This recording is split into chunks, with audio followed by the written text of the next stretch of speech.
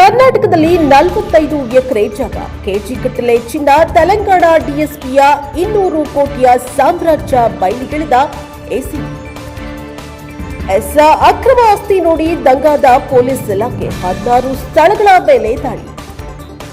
ಹೈದರಾಬಾದ್ ಅಂದ್ರೆ ತೆಲಂಗಾಣದಲ್ಲಿ ಭ್ರಷ್ಟ ಅಧಿಕಾರಿಯೊಬ್ಬರ ಕೋಟಿ ಅಕ್ರಮ ಆಸ್ತಿಯ ವಿವರವನ್ನ ನೋಡಿ ಇಡೀ ಪೊಲೀಸ್ ಇಲಾಖೆಯೇ ದಂಗಾಗಿದೆ. ಭ್ರಷ್ಟಾಚಾರ ನಿಗ್ರಹ ದಳದ ದಾಳಿಯ ವೇಳೆ ತೆಲಂಗಾಣ, ಕರ್ನಾಟಕ ಸೇರಿದಂತೆ 50 ಎಕರೆ ಜಮೀನು, ಕೆಜಿ ಗಟ್ಟಲೆ ಚಿನ್ನ, 200 ಕೋಟಿ ರೂಪಾಯಿ ಅಕ್ರಮ ಆಸ್ತಿ ಪತ್ತೆಯಾಗಿದೆ.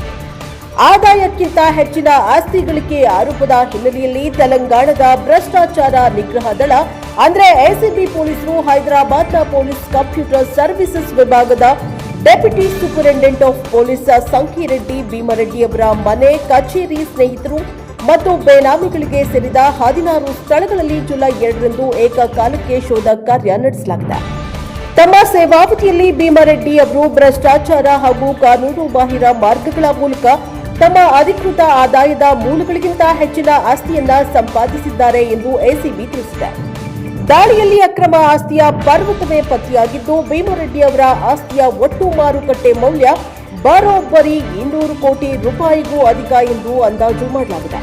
ಹೈದರಾಬಾದ್ನ ಅತ್ಯಂತ ದುಬಾರಿ ಪ್ರದೇಶಗಳಾದ ಗಚ್ಚಿಬೌಲಿ, ಮಣಿಕೊಂಡ, ಇಬ್ರಾಹಿಂ ಬಾಗ್ ಮತ್ತು ತೆಲ್ಲಾಪುರದಲ್ಲಿ ಐಷಾರಾಮಿ ವಿಲ್ಲಾಗಳು ಹಾಗೂ ಅಪಾರ್ಟ್ಮೆಂಟ್ಗಳಲ್ಲಿ ಹಲವು ಫ್ಲಾಟ್ಗಳನ್ನು ಹೊಂದಿದ್ದಾರೆ.